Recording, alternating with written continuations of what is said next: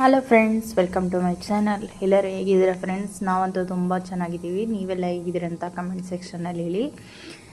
ಈಗ ನಾನು ತುಂಬ ದಿನ ಆದಮೇಲೆ ವಿಡಿಯೋ ಮಾಡಿದ್ದೀನಿ. ತುಂಬ ಲೇಟಾಗಾಯಿತು. ಇದು ಒಂದು ಸಿಂಪಲ್ ಆದಂಥ ವಿಡಿಯೋ. ನಾನು ಮಶ್ರೂಮ್ ಗ್ರೇವಿ ಅಂತ ಅನ್ಬೋದು, ಇಲ್ಲ ಸಾರಾದರೂ ಅಂದ್ಕೋಬೋದು. ಸಿಂಪಲ್ಲಾಗೆ ಮಾಡಿ ನೋಡಿಸ್ತಾ ಇದ್ದೀನಿ. ನೀವು ಹೇಗಿದೆ ಇದು ಮಾಡಿ ಹೇಗಿದೆ ಅಂತ ನನಗೆ ಕಮೆಂಟ್ಸಲ್ಲಿ ಹೇಳಿ.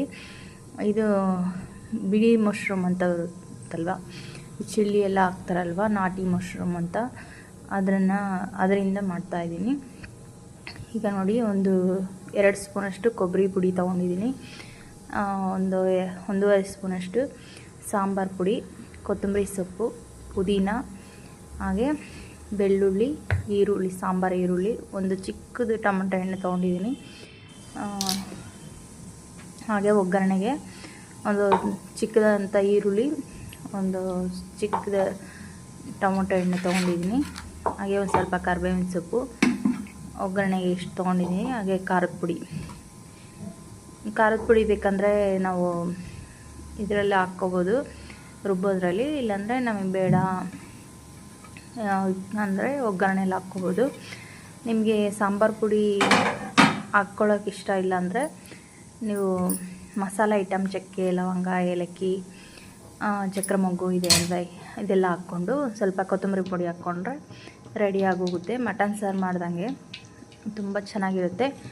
ಇದನ್ನೆಲ್ಲ ನುಣ್ಣಗೆ ರುಬ್ಕೊಬಿಟ್ಟು ಈಗ ನಾನು ಮಣ್ಣು ಪಾತ್ರೆಯಲ್ಲೇ ಮಾಡ್ತಾಯಿದ್ದೀನಿ. ಎಣ್ಣೆ ಬಿಸಿಯಾಗಿದೆ. 2 ಸ್ಪೂನಷ್ಟು ಎಣ್ಣೆ ಹಾಕ್ಕೊಬಿಟ್ಟು ಕರಿಬೇವಿನ ಸೊಪ್ಪು, ಈರುಳ್ಳಿ ಹಾಕ್ಕೊಂಡು ಸ್ವಲ್ಪ ಪೌಡರ್ ಫ್ರೈ ಆಗೋವರೆಗೂ ಫ್ರೈ ಮಾಡಿಕೊಂಡು ಒಂದು ಸ್ವಲ್ಪ ಇದಾದಮೇಲೆ ಟೊಮೆಟೊ ಹಣ್ಣು ಹಾಕ್ಕೋಬೇಕು. ನೀವು ಟ್ರೈ ಮಾಡಿ ಹೇಳಿ ಹೇಗಿದೆ ಅಂತ ನನ್ನ ಹತ್ರ.